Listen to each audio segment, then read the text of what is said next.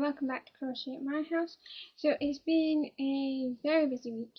I've been out doing stuff, been crocheting. We got the Christmas decorations out the attic. Not putting them up yet, but got them out so that when it gets colder we don't have to go up the attic. Yeah, and a couple of other things. So first I'm just going to start with projects.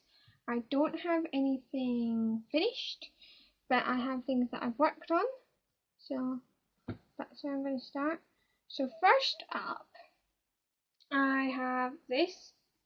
So I have completed one whole repeat for the back from the bottom to the top, which is 28 rows I think. And I've got to repeat those 28 rows and add 3 rows on top, and that'll be this done. So that's the back, really close to being finished. And as you can see, it does have the heart shapes. I'm enjoying making this. It's quite fast to put up because it's all double crochet, and of course it's iron, so that makes it faster as well. And I'm enjoying the colours together. It looks nice. And that is going to end up looking something like this.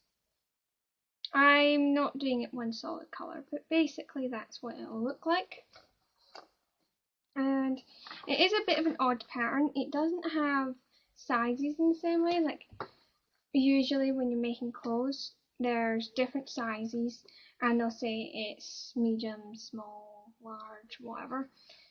Well, it does have sizes, but it's all dependent on your hook size rather than actually changing your stitches, which I find really odd because, like, if you do it at the smallest hook size, you're going to have very tight defined stitches, and then if you do it to the biggest size, you're going to have very loose, kind of floppy stitches.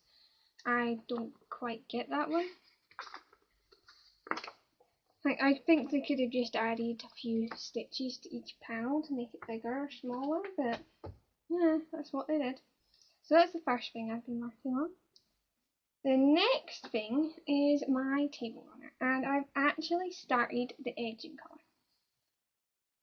So here it is, and that's the start of the edge. The last row here, well, technically the first row. The first row here is this stitch pattern here. I ran out of the blue and I decided to just do the last round with the edging. I think it looks okay. But this is the first row of edging here, which is just 3 singles, chain 1, 3 singles, chain 1.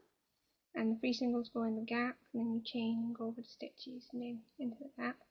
And then the next row is like this, which looks quite nice. I don't know how many rows of that I'll do exactly. You are supposed to do, I think, 10 rows in total for the edge, but we'll see. Depends on where I decide I like it. The next things are all new projects I've started. So the first thing is this here. This, I don't know. This is from Hobby. Yeah, that kind of shows it. Anyway, this is from Hobby, and it's a potholder Christmas tree pattern on it. It's a free pattern, so I'll just link Hobby down below, and you can look at their free patterns. This is how mine is looking. So I've got the first 7 rows. You can kind of see the holes. I put a white background just so there. So you can kind of see the pattern there now that I've got a background behind it. And yeah. I just started that the other day there, so I haven't done a whole lot of work on it, but I've been enjoying making it. It's nice and easy, and I'm obviously using cotton. And the last thing is from this book again. I've done a couple up here now. I've done the sunflower, I've done the cow, pig, I think that's all. Oh, and I did the duck a while ago. But I'm making another cow. So here's what the cow looks like. It's a black and white milk cow. I'm actually making it browns. So it'll be an interesting coloured cow. I haven't really done much of it. I only started it last night. So what I have done is this bit. So this is the little udders. Oh, yeah, so this is the udders, and they'll go underneath the cow. And I am actually doing this project with iron instead of DK to make it a little bigger. Now that's the start of the cow. I think I'll probably have the cow finished next week, just because it doesn't take a whole lot. It's quite a small thing to make. I don't have any safety eyes though, so I'm going to have to decide what I want to do. Like, am I going to use safety eyes? Like, am I going to go and get some safety eyes? Or am I going to crochet some eyes? I am not sure. I will probably figure it out as I go, what I want to do. So that is the things that I've been working on and what I've started. So I haven't got lots of different things done, but I've got quite a bit of individual things done. And I have been working on some colouring stuff, starting with this. So this is the book I've been using to do my swatches in. And I've finished all my swatches. So first here we have Confetti Crayons. So these are all confetti crayons, and they have basically different colours running through them. Then there are some pearls, which as you can see work on black as well as plain paper. I really like them on the black because it looks interesting. Then here we have the last of my pearls, the basic pearls. Then here are some gel effects. And then these ones here are neon pearls. So yeah, they're quite nice colours.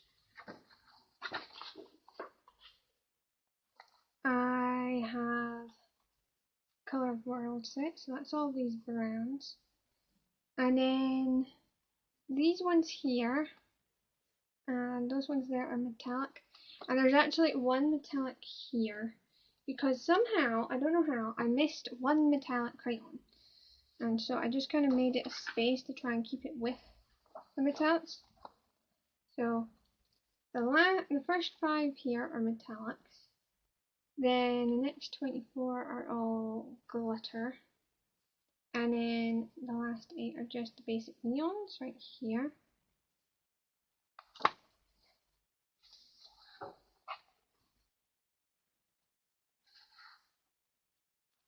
And we have the rest of the basic neons. Plus, for some reason, Wild Blue Yonder was in with the neons.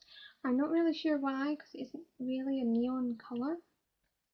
But it was in among them, and I didn't realise until I'd swatched it, so it got left there. Then right here, we have the copper, gold, silver, and antique brass. So they're kind of a metallic-y kind of crayon. And then here we just have basic colours, starting with shadow. And then I had an oopsie here, the white got done on the wrong side. And it's all just kind of browns and the orangey colours. Then we get some more orangey red colours, and then there's some yellows, some greens, and greens continue, and then we hit blues and kind of blue greys. And then the very last page we have blues, purples, and we've got some pinks. So that's how that worked.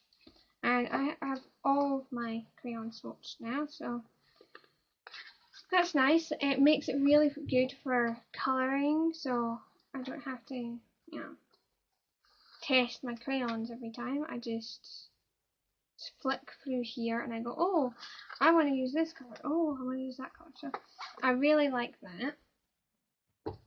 See, nice thing. The next thing is I have started a page in that Christmas colouring book I showed a while ago. So here it is here. It's the Jingle Bells one. If you want to see more about this colouring book, you can check out my flip through. Did a quick flip through on it. I can show you the page I started. So here's the page I started, and I've coloured most of the hedgehogs. Like, I haven't done their hats and scarves and things, but the hedgehogs themselves have been coloured in, and I did the sky. So the hedgehogs, their colouring was done with the Colours of the World set, and I really love the different browns it gave me. I also like the pink shades because it has rose colours, and I used those a little around the face areas and her ears. Yeah, I really like that. And then this up here is actually outer space, which I have from my 152 set. So that's all I got done on this page, but I was enjoying colouring it. And I did, you can layer the colours, like if you lightly do a colour and then you darken it up, you can do that. So that is something that you can see in this picture if you pay attention to the spikes. I will take a picture of that so you can see it better, because sometimes on here you can't always see it. And I also got a colouring book. So this is Doodle Designs, the 4 seasons. And so it's just a colouring book. And I will probably do another flip through on this. But I'm going to show one of my favourite pages. This one here. Probably not showing up well because this is grey lines, so it's very light on the paper, and so on camera it doesn't show. I will take some pictures, and obviously when I do a flip through it will show up more because it's more focused on the picture. This is the other page I really liked. It's a sort of winter town scene. But yeah, that's one that I got.